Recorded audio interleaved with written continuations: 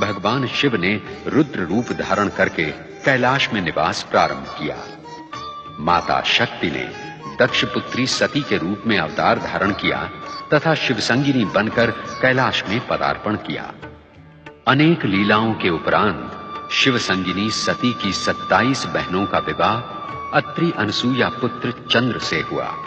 चंद्र अपनी प्रियतमा रोहिणी के मोहजाल में फंसकर दक्ष शाप से पीड़ित होकर रोगी बना एवं शिव की आराधना से पुनः स्वस्थ हुआ। इसी प्रसंग में भगवान शिव के प्रथम ज्योतिर्लिंग सोमनाथ ज्योतिर्लिंग की स्थापना हुई। तत्पश्चात शिव के अपमान से दुखी सती ने दक्ष यज्ञ में आत्मदाह करके सतीत्व का अनुपम उदाहरण प्रस्तुत किया। शिव वैरागी बनकर तपस्या में लीन हुए। ब्राह्मण वेदव्रत तथा बालक श्रीकर की भक्ति से प्रेरित भगवान शिव ने दूषण राक्षस का संहार करके महाकालेश्वर ज्योतिर्लिंग की स्थापना की। नर नारायण ने अनुपम शिव भक्ति का उदाहरण प्रस्तुत करते हुए भगवान शिव की आराधना की और फलस्वरूप हिमालय पर केदारनाथ ज्योतिर्लिंग की स्थापना हुई। राजा मांधाता ने विंध्याचल पर शिव की आराधना की।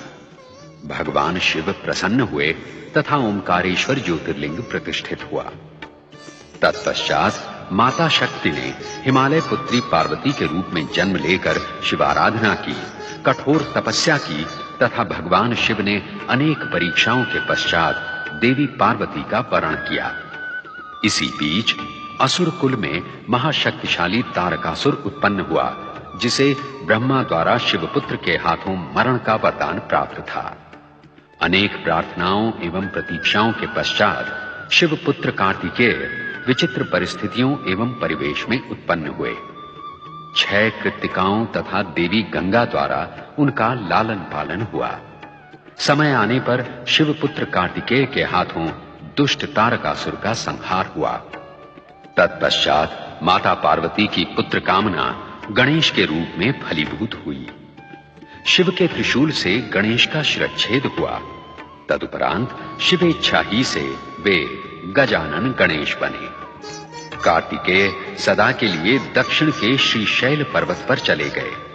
उन्हें पुनः कैलाश लाने के लिए शिव पार्वती को भील भीलनी, अर्जुन एवं मल्लिका का रूप धारण करना पड़ा और इसी प्रसंग में मल्लिका अर्जुन ज्योतिर्लिंग की स्थापना हुई। भगीरथ की आराधना सफल करके शिव ने गंगा को शीश पर धारण किया तथा गंगाधर बने। गंगा के द्वारा सहस्रों सगर पुत्रों का उद्धार हुआ। ऋषि गौतम तथा देवी अहिल्या की आराधना से प्रसन्न होकर भगवान शिव ने त्र्यंबकेश्वर ज्योतिर्लिंग की स्थापना की।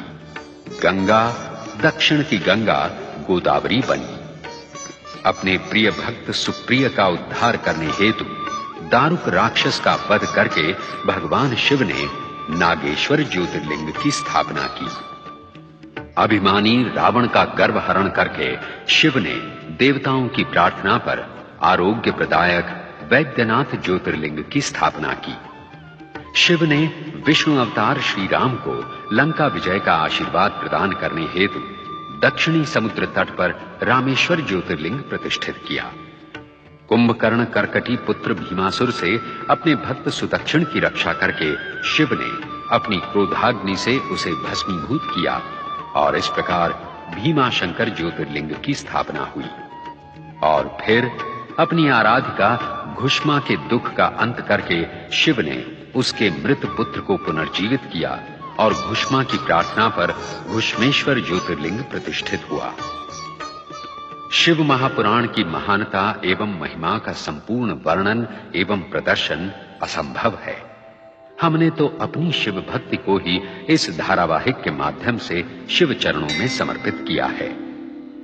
शिव महापुराण के इस अंतिम दृश्य में भगवान विष्णु के अंशावतार बाल ऋषि सनत कुमार शिव महापुराण का दार्शनिक महात्म्य उन 6 अध्येता ऋषियों के सम्मुख प्रस्तुत कर रहे हैं जो शिव दर्शन